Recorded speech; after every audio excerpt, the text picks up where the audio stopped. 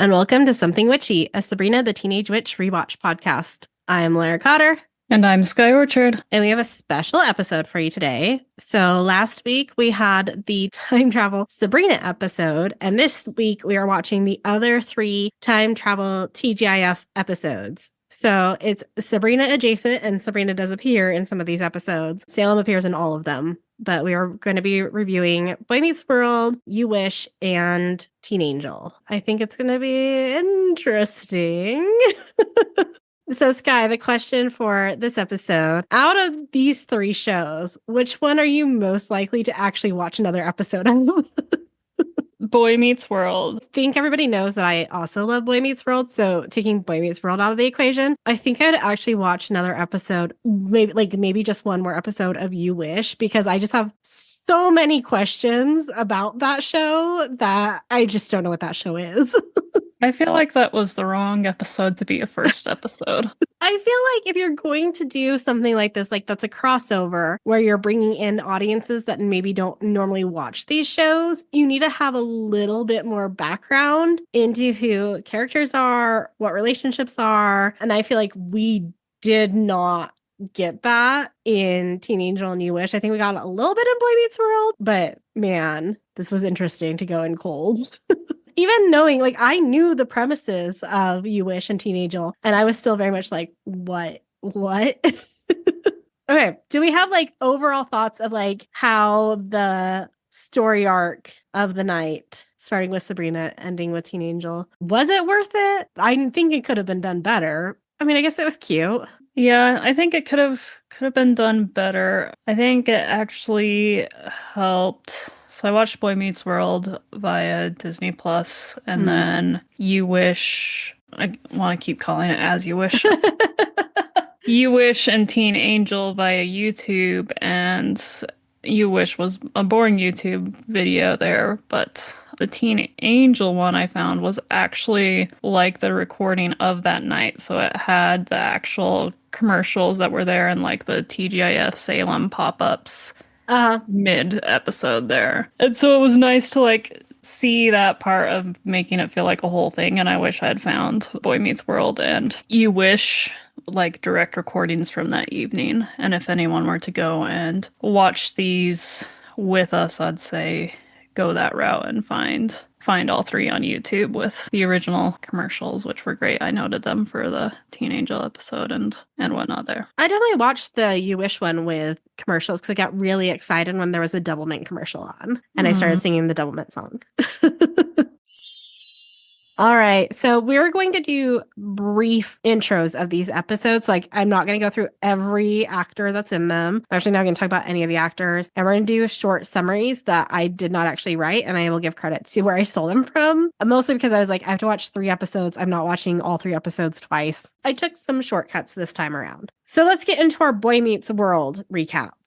This episode, it's season 5, episode 6 for them, where it's episode 8 for Sabrina, because I think maybe Sabrina's back-to-back beginning took over Boy Meets World slot at the beginning of the season. But it's weird. They're all a little bit off in their numbers, and I don't know what's happening. The Boy Meets World episode is titled No Guts, No Cory, and our description is that Salem the Cat uses a time ball to transport Cory back to the 1940s. Cory is shipped off to fight in World War II and must leave Topanga behind. It was directed by Alan Meyerson and written by Laura Olson and Patricia Carr. All right, Sky, you have some overall thoughts on this one? Yeah, I had to write them ahead of time. Normally, I don't have my superpower right now, which is I just normally watch this episode for the first time right before we record, so I can't forget anything. I watch these Friday at night after hiking for several miles. So I had to write things down or else I would be even more lost than I probably am about to be soon. I've also had so much caffeine, not gonna lie, that my heart's doing like the little pitter patter that you get when you know you've gone over the medical recommended. Mm-hmm. Yep, I've been there so many times. It's great.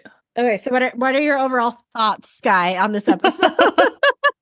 So it has been a long time since I've watched Boy Meets World, and I think I only maybe got through season 1 of your DVDs, maybe into part of season 2, because a lot of this I didn't remember. I didn't remember Eric the brother, but I will watch Boy Meets World solely for Eric. He is the likable character. Oh, yeah. In that cast for me. Yes. I will say that there are some season 7 Eric moments where he becomes an asshole for no reason. And you're just kind of like, this is a weird character turn. But yes, Eric is by far the high point of Boy Meets World overall. Eric's the one the witches try and eat, right? No, he's the one who saves Jack and Sean. Oh, okay. You should still watch The Witches of Pembroke because it's a gem of a show. It's insane, but it's wonderful. I'll do that. And then Cory isn't that great of a dude to Topanga, I feel like. No. Because of like the lounge lizard ski lodge chick, and then being like, oh, but let me re-kiss this French girl again just in case.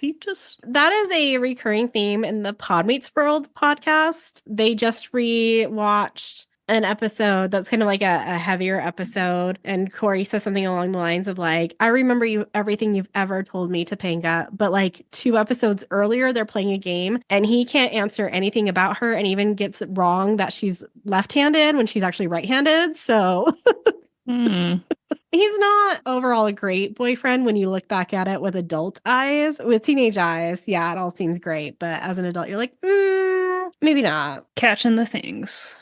Look at me go. I will say, the one thing I do know from listening to Pod Meets World is that Boy Meets World were the last to choose the decade that they went back to. And so they kind of got stuck with the 40s. And the cast was kind of like, why would we choose to go to World War II?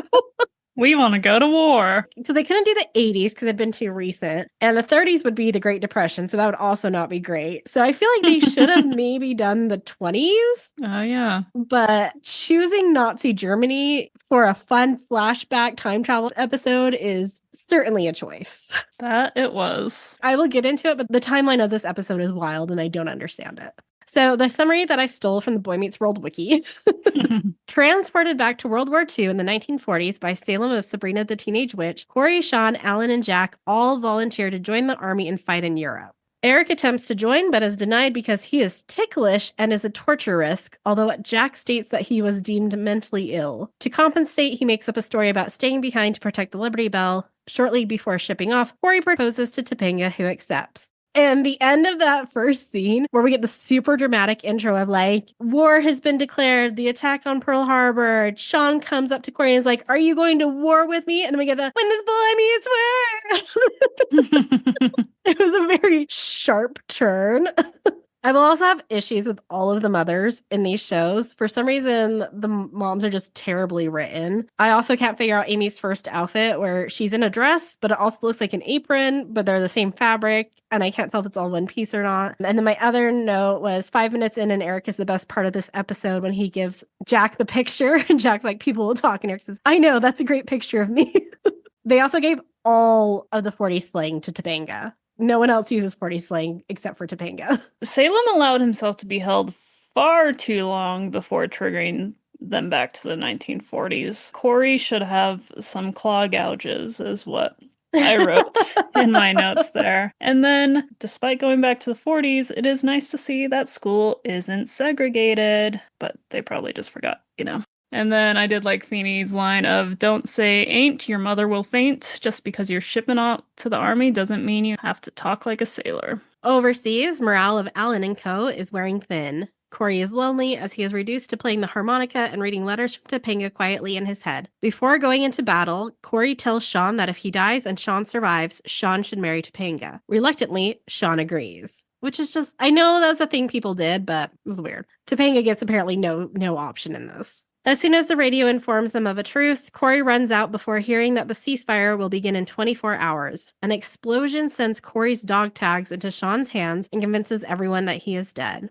As Cory is reading his letter, right behind him you can see Jack and you can see another guy, and the other guy is just staring at a box in his hands while Cory reads his letter. Like, dude, you should have been like opening your box, opening your package. Instead, he's just like staring intently at his box. There's no mention of Morgan when Feeney is telling Amy she must be comforted by the thought of Eric still being there, and I will talk more about Morgan later. And so the war ends. They started the episode with the war beginning in 1941. Now the war has ended and it's 1945. So they've been stuck in this time vortex for 4 years, for an entire war. What? Yeah. What is this timeline? First of all, they said that Salem needed to like digest or get the time ball out. Hopefully his digestive system moves faster than 4 years. This timeline makes 0 sense. And none of them have gone home during the 4 years of the war. They've had no leave whatsoever. They've all stuck together in the same troop. None of them have aged. Like, I'm sure fighting in the trenches of World War II would age a person, but we've been at war for 4 years. Okay, take it away, Sky. Oh, time.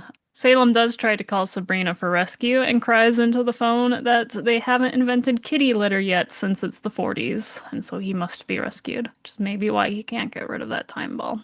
Because he doesn't have cat litter. He refuses. He's one of those really picky cats. But never fear, Salem. This is the one deep dive I decided to do Friday night before being tired. Edward Lowe comes to the rescue in 1947 when he invents modern cat litter. He was also in the Navy during World War II. So if Salem just waits 2 more years after the 4 years he's already waited. Yep, basically. But he chooses to jump in time and make life harder for himself there. There's a delightful picture of Edward that's very 90s. It's Edward Lowe holding cat. We should probably take photos of Riversong and Mabel like that as well. I will try to hold Mabel. That does not always work well. If y'all look up Ed Lowe on Wikipedia, you can see it in case we forget to share on the socials. There's no mention of the cats that Ed Lowe had on his Wikipedia page, and I feel like that's a gross omission. Oh, definitely. And also, Edward Lowe, parentheses, holding cat under his picture. What's the name of the cat? Give me that cat name. Is that even his cat? Some fun facts about Ed Lowe. The small business school described him as building a huge business from nothing, and cites him as a textbook example of an individual who created a product, brought it to the marketplace, invented an industry, and sold his business for millions. By the time of his death, his company was worth about $500 million, or $1.03 billion today, adjusted for inflation. Wow. Little capitalist dream there. After the invention of kitty litter, he actually in later years was working on developing a litter product for chimpanzee waste with Jane Goodall, but was unable to develop a successful product. Was that because the chimpanzees wouldn't use it or because it didn't work? You know, they don't tell me. I feel like trying to get a chimpanzee to use litter is not that easy. Probably not. Back to Boy Meets World. When this boy meets world. Days later. Days? Months? I don't know. Sometime later, Sean and Topanga prepare to be wed. Although nobody truly wants it, they do it because it was Cory's last wish. Amy, however, refuses to believe that her son is dead and sends Eric to Europe to find Cory. In Europe, Eric and Jack visit a French bistro where they find Cory, who thinks that he is a tortured Frenchman suffering from amnesia, and he is in love with Versailles, a French woman. Eric, unable to jog Cory's memory, agrees to marry him in Versailles. Meanwhile, in the United States, Topanga is unable to marry Sean because she feels Cory is alive. Also, you shouldn't marry somebody just because your dead boyfriend said that he wanted you to. Amy attempts to reassure her and tells her that she sent Eric to find him, but Morgan, who finally gets a line, makes her realize that sending Eric wasn't the best way to go. Topanga and Amy apparently then fly to Europe and interrupt the wedding, and Cory is unable to remember Topanga until she kisses him, which restores his whole memory. 40s travel is not that quick. So they say that Eric is in France 6 months after the end of the war, because he says, like, 6 months ago we were fighting together, and now they're making, now they're rude to us. So it's 4 years and 6 months. Good job. Morgan got a line. And apparently she was in an earlier scene where I just completely missed her. Yes, if she's the little blonde girl. Yeah, but she was completely useless in this episode. And I love how Topanga shows up right as the wedding is about to happen. Just smack dab right in the nick of time. Cory, Topanga, Jack, Eric, and Amy all return to the United States. Back in high school. The war started in their senior year of high school. It's been 4 years and 6 months, but we're back in high school. Okay. Cory tells Sean he wishes to propose to Topanga with a ring he found from the Cracker Jack box. Just as he tells Topanga he wants to ask her something, the world returns back to 1997 and Cory gives Topanga the ring. We actually see Salem as a puppet, which I was glad for. The rest of the episode was a real-life cat actor who was fantastic, but it was nice to also see the actual puppet character as well. And that's the Boy Meets World episode. So next we're going into You Wish. This is season 1, episode 7, Genie Without a Cause. And it will actually be canceled after this episode. Even though there were 6 episodes that had already been filmed, those 6 episodes won't be aired until May and June of 1998. And it will replace the Teen Angel slot after Teen Angel is canceled. Harsh. Yeah. Which, having watched this You Wish episode, I can see why it was canceled. I do not feel bad at all given this episode. I know I'm not going to get into the actors, but I know it's Jerry Van Dyke who's in this one. And I'm assuming he's brothers with Dick Van Dyke because they look and sound the same. Do you think Jerry was ever like, I can't believe they gave you Mary Poppins and I got this shit? I could only hope so. I hope they thought about that for a very long time. Our description for this one is very short because you can't find TV Guide descriptions for You Wish. It's just a time warp sends the apples to the 1950s. It's directed by Jeff McCracken and written by Jeff Sherman, who are major mainstays on Boy Meets World. They did a bunch of episodes of Boy Meets World, which makes sense because the showrunner for You Wish is also Michael Jacobs, like it is for Boy Meets World. Overall thoughts, Guy? See, it looks like I was so confused this entire time. What was this show? This was rough. There was not a lot of explanation. I felt like there needed to be so much more explanation. Also, compared to the magic special effects we had seen in Sabrina, and I know Sabrina is different because it's not filmed in front of a live audience and You Wish was. When you're being held to the standard that is set by Sabrina, you need to be so very careful when you try to do another magic show. Like, those special effects were just rough. So I stole this summary from the Paley Center for Media. Salem goes to the Chamber of Commerce to try and get Felix the Cat added to the Hollywood Walk of Fame. We start off strong with Salem as a puppet and saying that Lassie was a fraud and read the lines off Timmy's shoes. Salem also calls Lassie a he. Jill was watching beside me and just quietly whispered, Lassie was a girl. Just gonna share that with y'all as well. Was Lassie fixed? Lassie would have to. Can you have an unfixed show animal? Like, I don't think that would work well. But I don't know, because it was also like the 50s? And who knows how animals were treated back then. I don't want to Wikipedia. No. Not happening. Y'all can do your own research.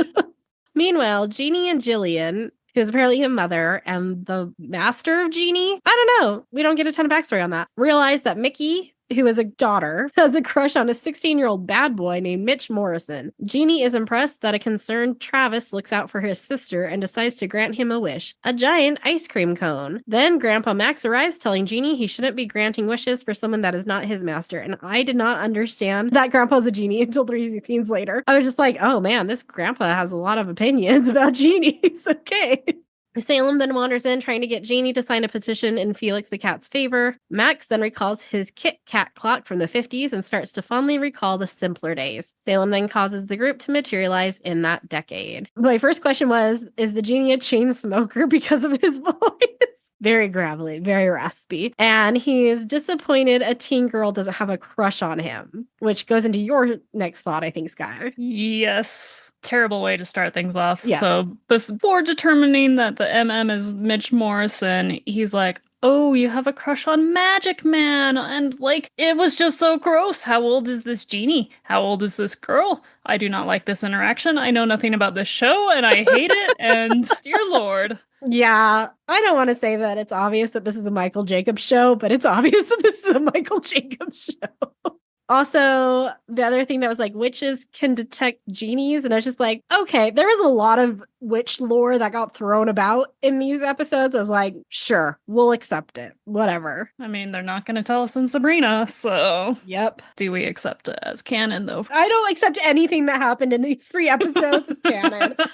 And then Salem willingly puts on a cute little red collar to carry around his petition for signing, was my other note. And then you caught on to the fact that Grandpa's a genie much earlier than I did. I was confused about the dynamics of, oh, their grandpa's a genie, that's how this genie.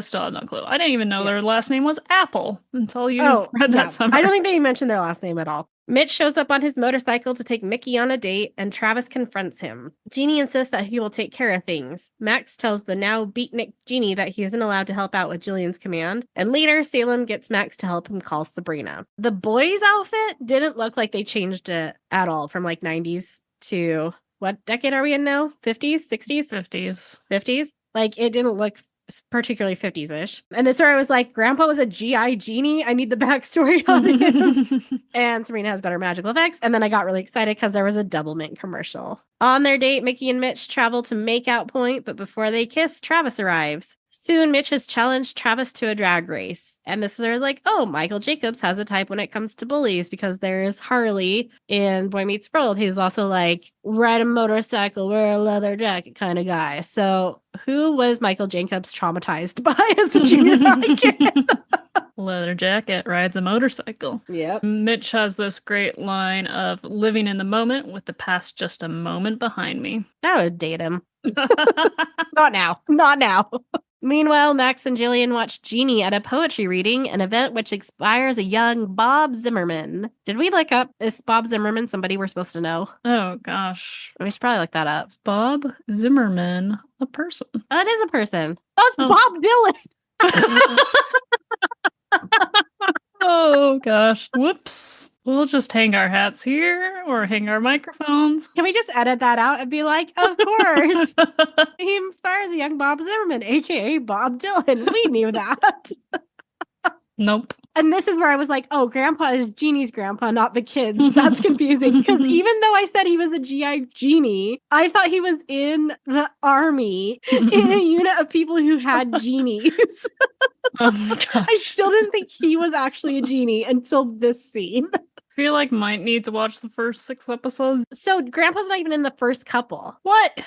Yeah, Grandpa doesn't get introduced, I think, until episode 3, because I looked into this, because I was like, what is this character? So I do think I actually need to, like, watch this show a little bit. I mean, what, 2 hours of your life, maybe? Yeah, it's probably not that much. And then I had a note asking if this mother is a psychopath. The way she speaks is so weird and monotone and just creepy, and doesn't help that they just, like, refer to her as the genie's master. The adult women in this part of TGIF, I'm excluding Sabrina because obviously Hilden's all their gems. The adult women in these episodes, where they're more male focused, are just so terribly one-dimensional, horribly written. There's no like autonomy. There's no depth to them. It's like they're a mom and that's it. Mm-hmm. Single mother, and that's it, and must find a man. Are they all? No, Amy's not a single mom. Well, yeah, but these two. Yeah, but I mean, even Amy was just kind of useless. Like, Amy in other episodes is like really good at giving advice and being involved with their kids. And for some reason, Amy lost a lot of brain cells when they time traveled. She does become a riveting riveter, though. I mean, good for her, but she sent Eric to look for her lost son, and normal Amy would have used that opportunity to lock Eric out of the house for good. I don't know. So the moms are just not well written. Afterward, Genie appears on the scene and aids Travis in his race with Mitch. Travis learns during the race that Mitch isn't such a bad guy. The race ends with Travis going off a cliff to avoid Salem and Genie having to rescue him. Max again complains of Genie breaking the rules, though he admits that Genie did the right thing. Then Sabrina arrives looking for Salem. However, he slips away with a female... It says cyclist. I'm going with biker because cyclist makes me think that you're riding a bicycle, and she was on a motorcycle. Heading for a meeting with the Teen Angel cast as the time warp adventure continues. I liked how they just casually had a full conversation while drag racing. And did we really need a full 30 seconds of that kid screaming? It was so long. Had to raise the stakes before Genie saved him. It was bad. There were a couple of good lines. Grandpa says, make like a milk and shake. And then later on, Sabrina says, make like a rug and roll. That one's kind of bad. When I say they're good lines... Yeah. We do learn that Sabrina now also knows how to make inanimate objects in general fly, as she borrows a bike since there's no vacuum at hand, and we end with an E.T. reference of her biking in front of the moon. On to our final episode of the night. This is Teen Angel, Season 1, Episode 7, One Dog Night. Our description is Marty makes Judy's dog his disco date when he time travels to the 1970s. We will recognize this director because it's Gary Halverson, and writer is Michael Price. Overall thoughts on this one, Sky? You know, I wrote nothing, so I guess it was fine. No, you better not be fine with this episode. This episode made me so so uncomfortable. I'm so uncomfortable with the concept of this episode. I'm so uncomfortable with the angel character. Everything about this just made like I need to go take a shower afterwards. Okay. Then I'll say that I had no words for it and just closed my laptop and said, I need to sleep and get this out of my mind. There we go. So I also stole the summary for this one from the Paley Center for Media. Steve, who is the alive boy, struggles with homework as Marty, the angel boy, appears on a Friday night bringing noisemakers from Heaven's Election Day celebrations. Then the Beauchamps find a stray black cat, Salem from Sabrina the Teenage Witch, who transports everyone back to the 1970s after Judy recalls Cat Stevens, the feline she owned in that decade. I was excited because I found the version with the ads there, and at this point, we got ads for Advil, JCPenney, the Flubber trailer, which might be time to go rewatch Flubber, and then Angels in the End Zone. Oh, I also got Angels in the End Zone in my You Wish. My one thought on this scene was, Nixon is in heaven? That doesn't seem right.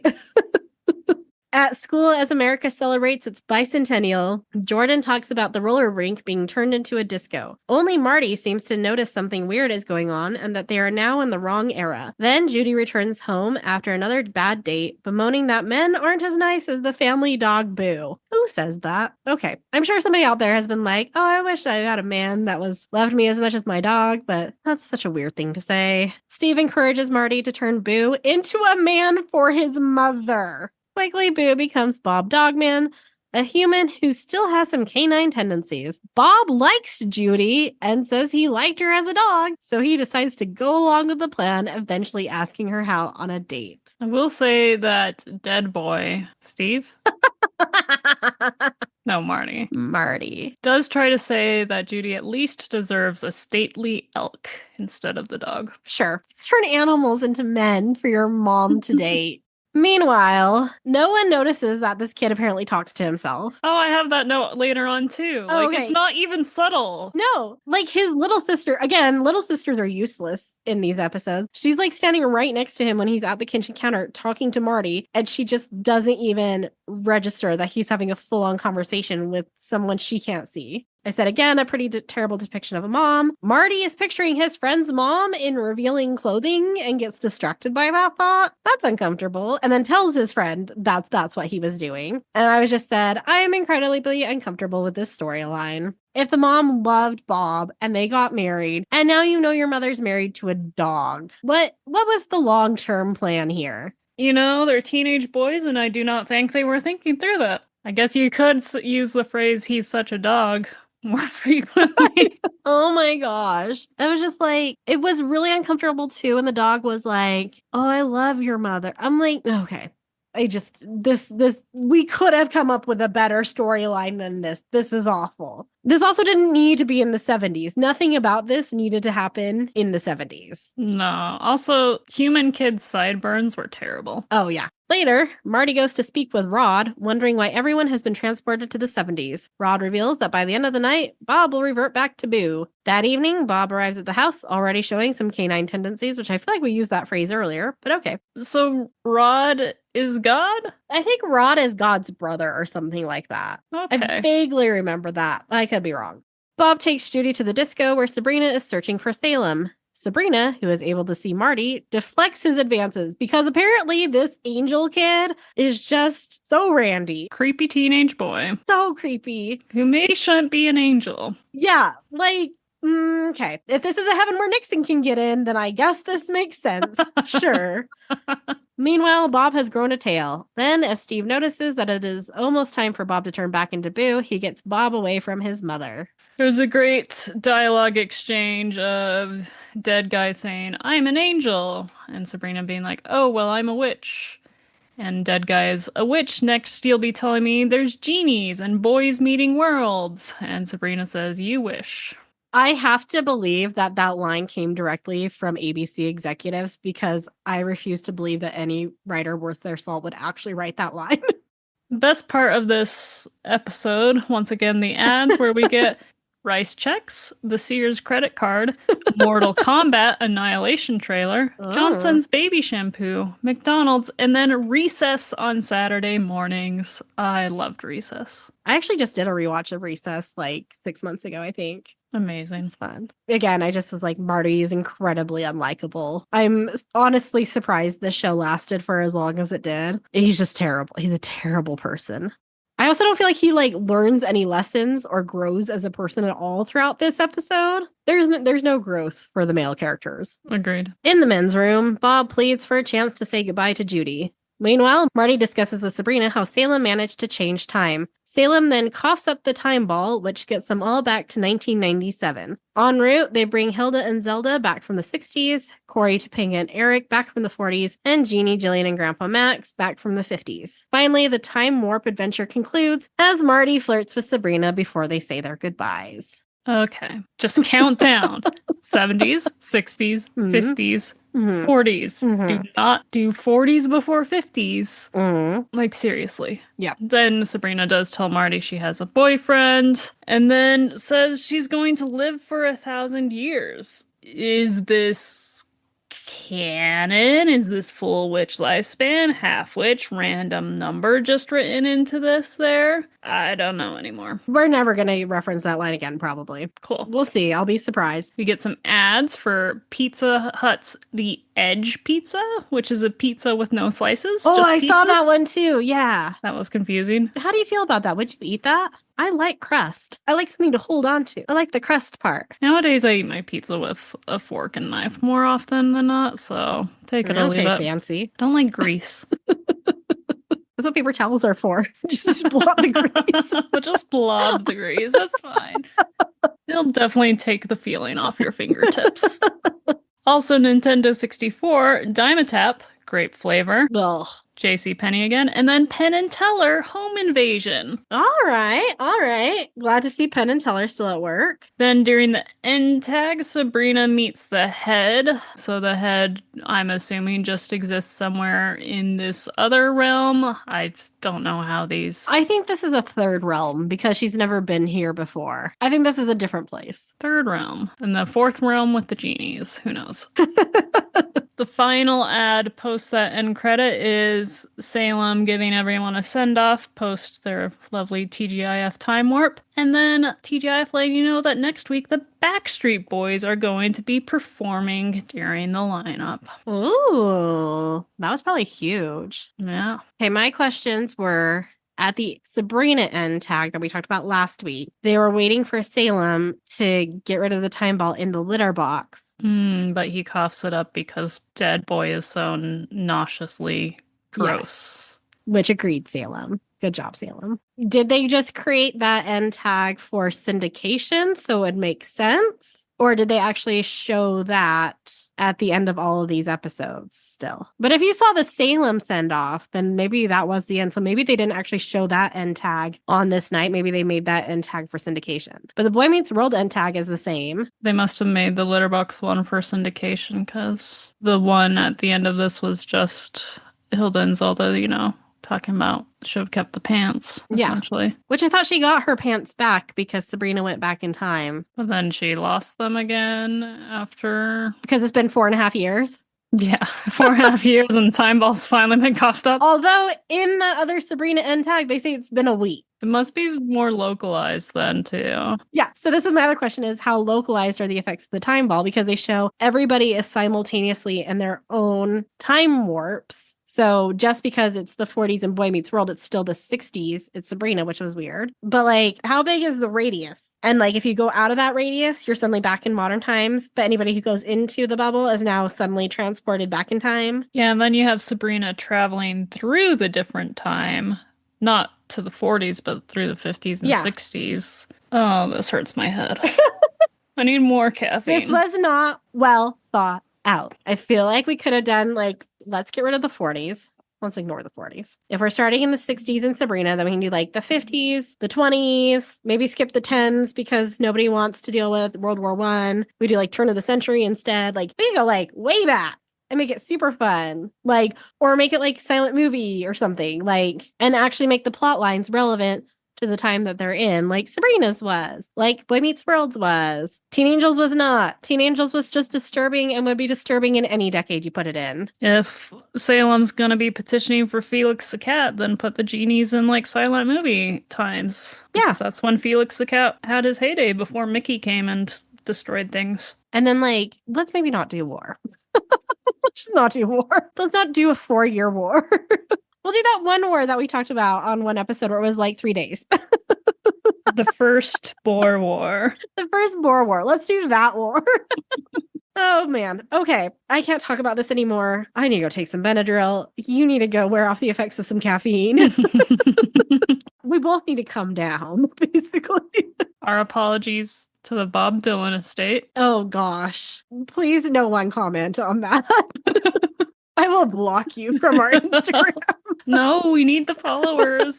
We do need followers. Okay, speaking of, you can like, share, rate, and subscribe to this podcast. You can email us at somethingwitchypod@gmail.com. And you can follow us on Instagram at somethingwitchypod or TikTok at something.witchy.pod. Until next time. Stay magical.